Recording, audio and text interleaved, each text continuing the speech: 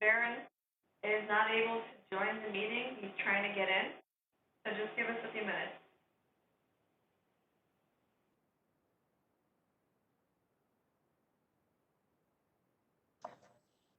I know that feeling.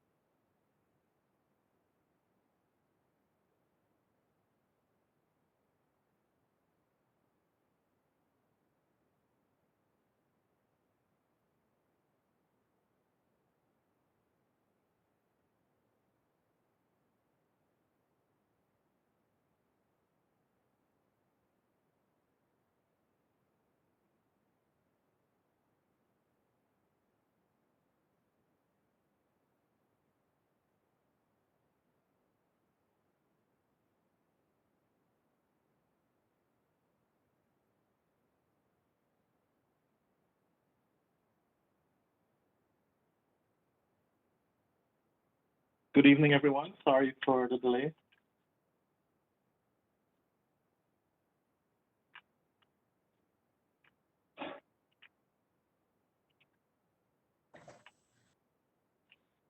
Hi, John.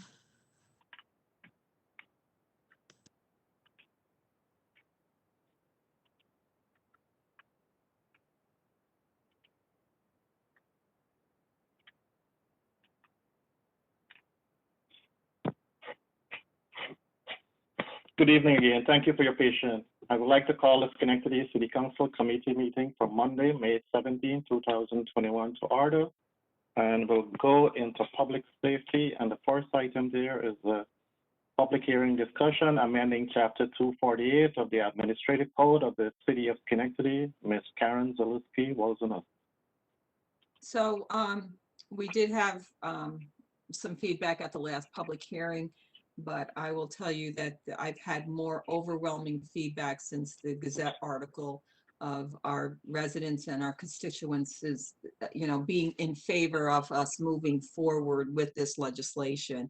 So I'm not sure if anyone else had experienced the same thing, but I will tell you that the feedback that I have received has been very much in favor of us moving forward as is. So I would recommend that we adopt the legislation.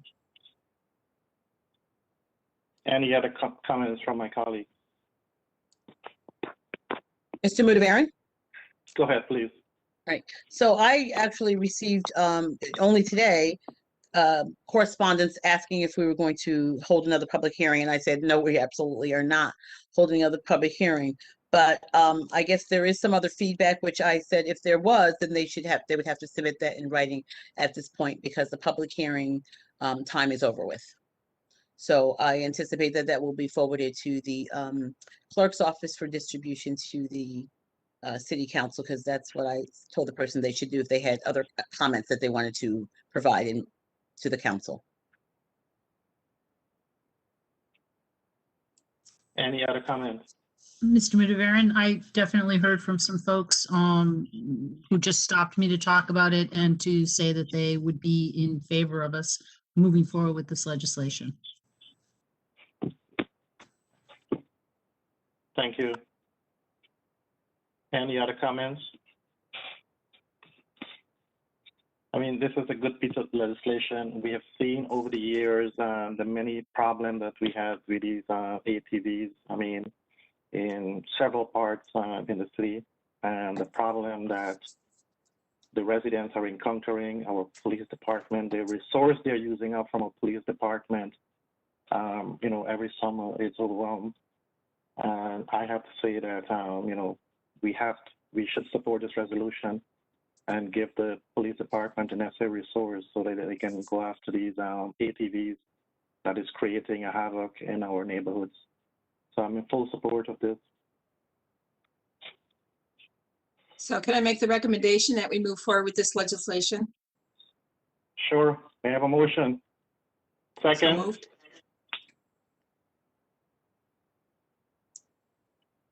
Second. All in favor? Aye. Aye, thank you. The next item is CR recognizing the month of May as Motorcycle Safety and Awareness Month. Ms. Karen Zalewski, welcome. So yes, I've been in conversation. We do this every year. It's very much to bring awareness to motorcycle safety, and they will be on the next council meeting to accept the resolution. So I'd like to move forward with the ceremonial resolution, which we will present at our next council meeting. May I have a motion? So moved. Second. Second. All in favor? Aye. Aye. The next item is discussion City Council in-person meeting. Mayor McCarthy is not on, but I had a discussion with him this afternoon in terms of City Hall opening and us meeting in person. I want to discuss this with my colleagues to see where we are and what our position in terms of us starting to be meeting back in person, and in terms of the facility that will be set up for us. Should we use both rooms, room 110 or 209? and have the mayor and his staff set up a room for us. What time are we looking to start meeting back in person? Bear in mind that we have to give the mayor and the staff adequate time to prepare the room for us. So I want to open for discussion and see where we are with it. So, Mr. Mudavaren, Go ahead, please. are you looking to have the meetings open to the public also, or are we just looking as a council to meet together and still do, have the ability to have, people Zoom in or, WebEx in? That is one of the options, yes. Yes. Because many public meetings are being held with stakeholders only, and it's not open to the public. It's streamed online, and we can have the public just do the regular submit their comments to the city clerk and incorporate into our minutes. So you're looking to do some sort of a hybrid type meeting? Is that what you're looking to do? Well, I'm not sure if we're gonna have the capacity to do that, where we're gonna have city council member home and some in city hall. What do you mean hybrid? Is that hybrid Yeah, that's for what I was city saying. council member? What I'm saying, if there's council members that aren't comfortable with coming in, are you going to allow those council members to, continue to use the WebEx to come in to the meetings? Or are you looking for us as council members to all be in person with the public to be allowing the WebEx in? My whole thing is that I would like 100% input on this, and if one or two council member is not comfortable meeting in person until everything is okay, I have no objection with that. So for us to continue meet via WebEx online until we are all comfortable to meet in person. Mr. Mudavaren? Go ahead, please. So, so City Hall isn't open yet. So that to me means that the public would not be coming in because the City Hall is not open to them yet.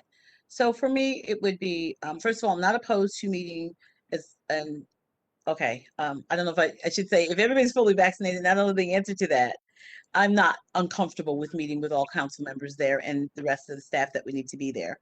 However, I would still like to see the protocols put in place with so the way we're spaced and having the dividers and all of that. So for me, it would mean that those things would also need to be in place in terms of safety, because I would hope if we're in the room, we would not also have to wear a mask on top of it. So if we're vaccinated and have the dividers and all of that, then I would feel comfortable being there. But I think for me, all of those protocols would need to be in place in order to do that. And you raised the question whether we would meet at 5:30 or 7 o'clock.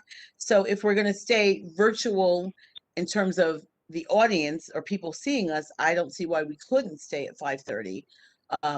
However, once we go back into person meetings, when we have to let people in or we're welcoming people back in, I would say we would then go to 7 for the council meeting, simply so people who would want to come were getting off work and could be there. But if we're only talking about just council members right now being in City Hall and it being filmed for people, the protocols, and I would at 5:30, just seems to work. Yeah, I don't have any objection to that. I mean, safety is the number one for us and the staff and the public. So we want to make sure we put everything and have the mayor and his staff provide us the necessary accommodation as we move back into in-person meetings. So I just want to throw this out, I mean, it's not like something we're going to meet in the next 2 weeks, impossible. I mean, we have to wait and see how City Hall is transitioning back into opening up to the public. And at the same time, us meeting in person back and the accommodation. I also want to throw this out. I mean, in terms of if the staff has to make accommodation for us to meet, would we prefer to do meet all our meeting in room 209 instead of 110?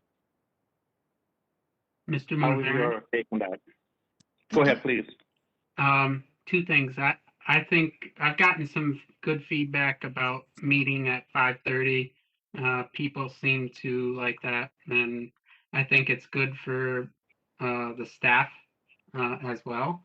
And secondly, I think 209 would probably lend itself better for the in-purpose meetings just because it's a larger space. Thank you. Yeah, thank you for that. Yeah, I don't have an issue with us continue to meet on 5:30. And, until we can go back to our regular 7 o'clock schedule. And, the reason why I chose 209 is because of the space, as Mr. Palamy just mentioned there. And rather than they creating two locations for us to meet, we'll just meet in room 209, and which is, have the capacity for us to meet and able to be spread out in that room. So, Mr. Mudavaren, Go ahead, please. so you're looking at doing this in 2 weeks or next week, or what's the time frame here? And what is No, and I am. isn't the governor's thing lifted soon? When is the governor's? I know he's changing things daily, but I think it's May 27th, okay. unless it's changed. No, I'm not looking for 2 weeks. I just put it there for discussion. Let us have our input on it. And once we all can agree, I need 100% participation in this. And if one or two members is not comfortable, we'll continue to meet online until that member is comfortable to join all of us back in person. Mr. Mudavaren? Go ahead, please.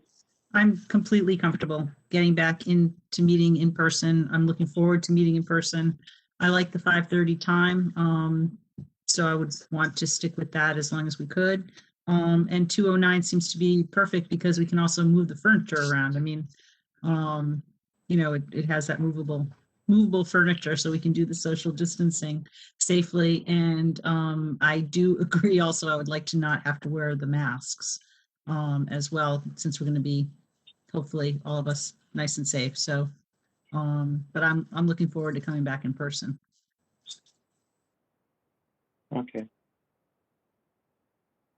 And I spoke with the mayor this afternoon. He's okay with us setting up room 209 for us. He doesn't see a problem doing that, and have the necessary furniture rearranged for us.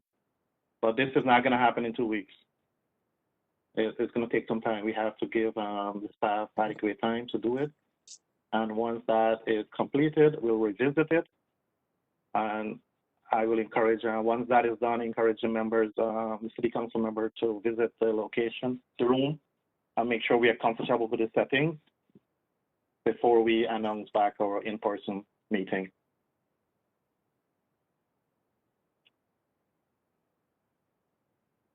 Any more discussion on this?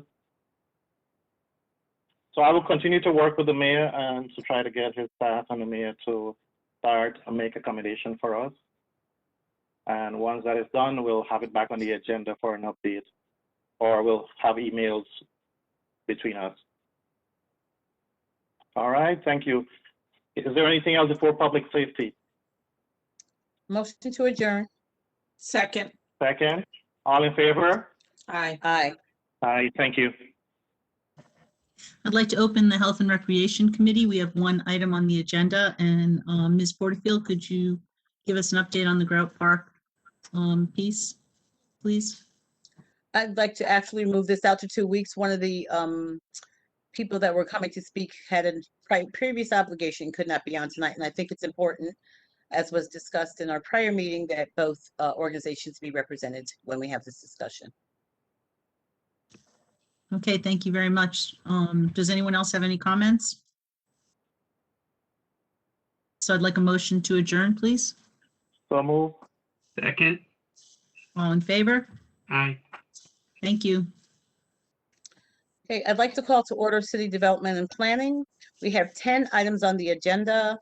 The first 7 items are in public session. So the first item on the agenda is the public hearing discussion for the proposed 2021-2022 HUD Annual Action Plan. The public hearing was held on May 10th. And Ms. Diop, would you like to just give us a little bit more information on this? Sure, yeah. So we had the public hearing on the 10th. The public comment period is open until the 26th. And then at that point, we would move the plan for approval through council. But right now, the comment period, as I said, is open until May 26th. Are there any questions or further discussion on this from any council member?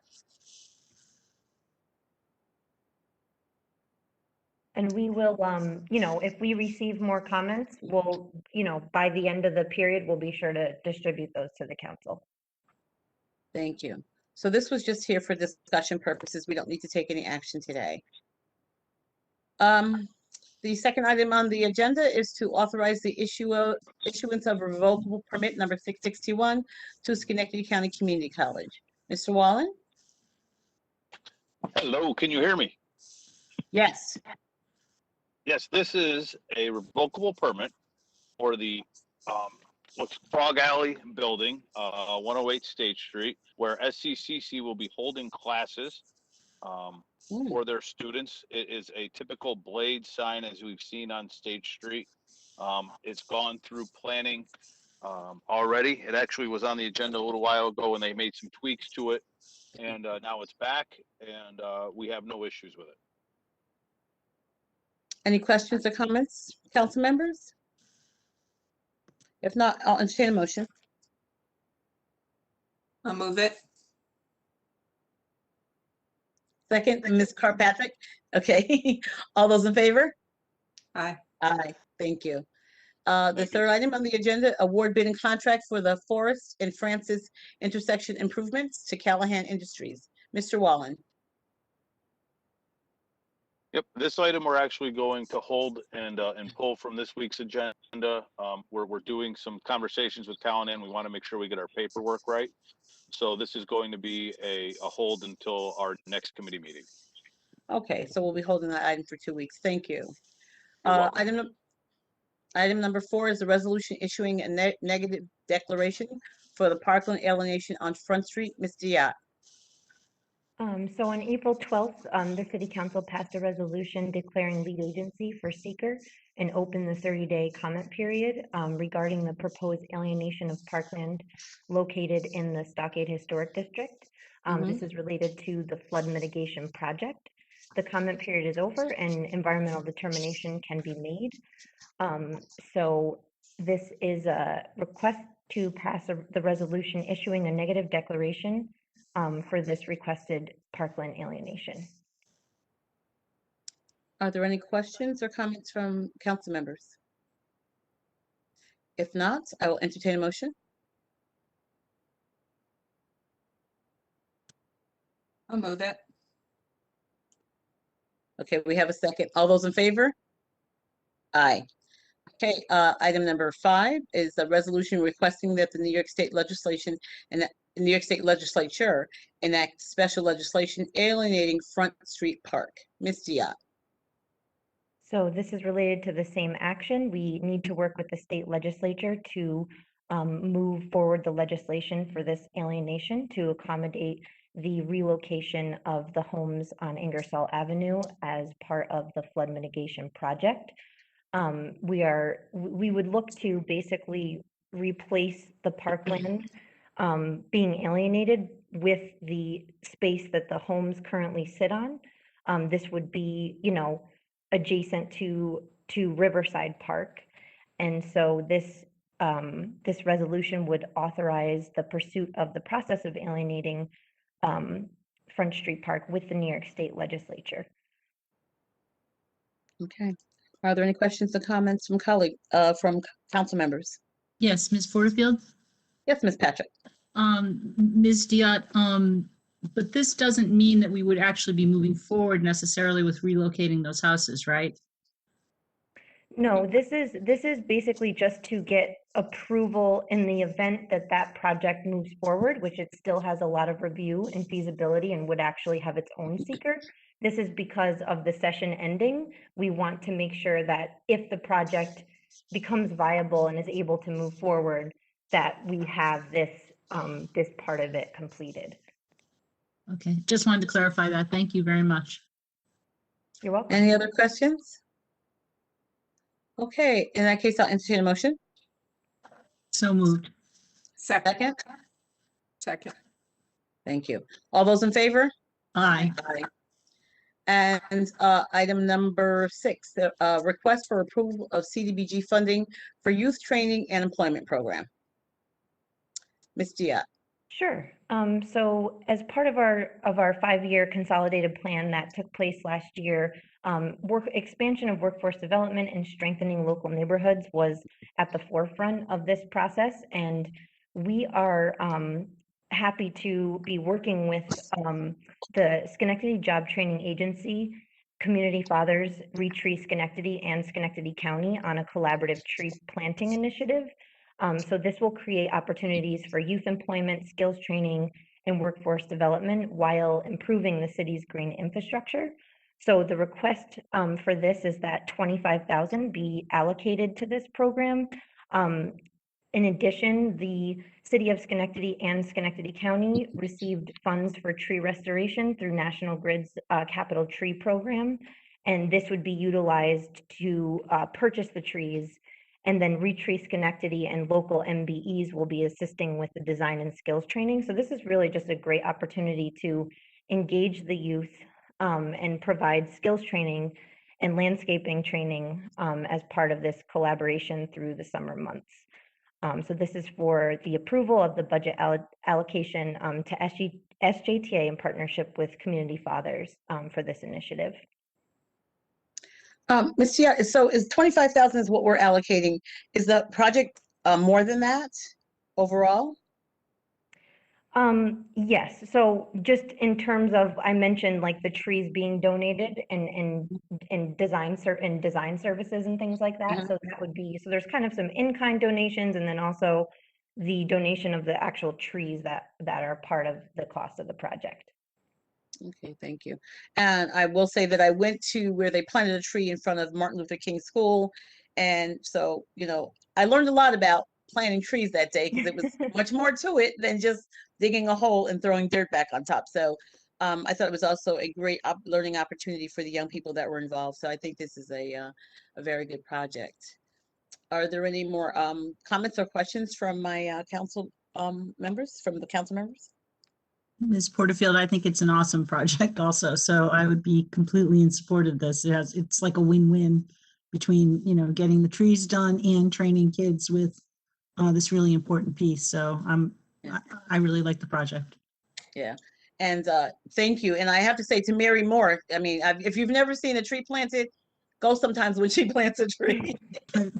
It's like this whole nurturing experience. So anyone else? I'll move it. All right. I'll Second? second. All right. All those in favor? Aye. Aye. Thank you. It looks like the last 3 items will be an executive session. Is that correct, Mr. Colden? Yes, there's one more item. One more. Oh, I'm sorry. Yes, number 7. Thank you. Number 7 to the amended chapter 183 of the city code related to business certificates of use. Mr. Colden. Thank you, Councilperson Porterfield. The legislative request before the committee tonight is related to Chapter 183 of the City Code. We know it is the certificates of use that certain businesses are required to obtain to operate and do business within the city of Schenectady. You also may know that the law department reviews the applications that come in, so we have an opportunity to see where, you know, we have issues with certain businesses, you know, essentially not getting approval, getting denied on their applications. 2 points that we're looking to change within the city code.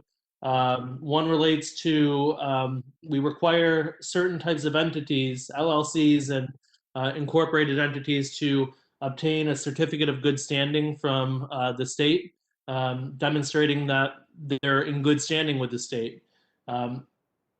That's lately has been a very difficult certificate to get because of COVID.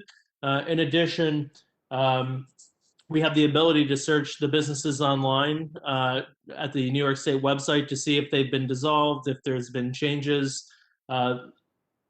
So what we're seeking to do is remove that requirement from that section of the code for the applications.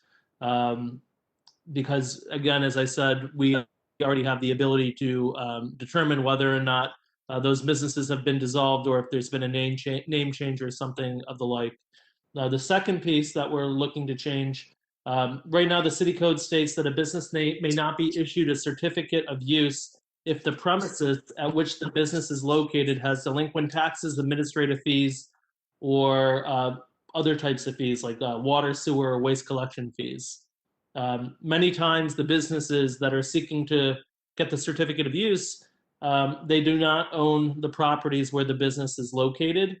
Therefore, those business owners are not responsible for paying the taxes and paying those fees.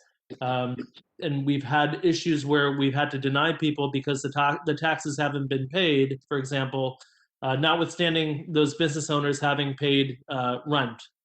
Obviously, we have other means to better encourage property owners to pay taxes and those fees on time, namely the accrual of interest and the potential for an in rem foreclosure on those liens.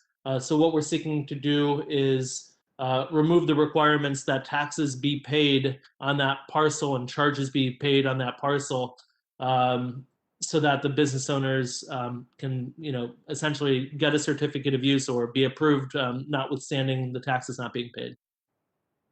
All right, thank you. So I do have a question. I read through what you submitted, and my question is regarding, so if a business, so I appreciate the fact that a business owner should not have to be held responsible for it when someone else is not paying their taxes. However, are we making business owners aware of that? Because I don't know, it has happened with businesses where the person is paying their rent. However, the business owner is not paying their taxes and the property is being foreclosed on, and they don't know until it's like somebody comes and slaps something on the door and said, hey, we're foreclosing on this. So are we making business owners who are renting from people whose taxes are behind aware of the situation that they may be in? Well, many times, Ms. Porterfield, we don't know. I mean, again, remember, there are only limited circumstances in which a business would have to get a certificate of use, right? Mhm. Convenience stores, pharmacies, secondhand dealers, bars, and restaurants. Those are the types of businesses. So clearly, obviously, there are a lot of businesses that are not covered, that do not have to get a certificate of use. And many times, businesses kind of come and go. So we may not be communicating directly with those business owners. Nothing comes out of the law department saying that property or taxes haven't been paid, for example. When we deny somebody a certificate of use, for example, I do identify the reason of the denial, and it may include the fact that there are property taxes that are past due and owing. I don't know if any letter is generated in any of the other departments, like receipts. I don't believe that they're sending letters to the business owners. Obviously, people have the ability to look online to determine whether or not taxes are unpaid and owing. We have this public munis that you can access from home to see where taxes stand. But I don't believe that we're sending letters directly to these business owners. They have to essentially, unfortunately, do some due diligence on their own parts to find out. Okay. So we wouldn't be checking for that anymore when they ask for a certificate of use. We would no longer check where the taxes are. Well, we wouldn't check, but we also wouldn't deny a certificate of use. And I was thinking about this, when I do an approval letter, maybe including, that language, please be aware type of thing, right? As a practical way of addressing it. Please be aware that, you've been approved. However, please know that taxes are past due and owing. The issue on that, Ms. Porterfield, sometimes I'm approving certificate of uses or the preliminary approval, reviewing the applications, maybe just after the latest quarter. So if things are in the mail, it could be that somebody actually paid, but it's happening, or the payment hasn't been processed yet, for example. Checks in the mail, but we haven't actually received it in hand. Right. Well, and that makes sense, but I like the fact that you're thinking about adding that. I recommend that, but we could even say as of the writing of this letter or as of the date of this letter. So in Right. case it's in the mail and it crosses. And we would, I would extend that courtesy. That's something I would continue to look because it is relevant to a business owner. But obviously, as I mentioned, this doesn't cover all businesses. This is only it covers those businesses that are required to get a certificate of use.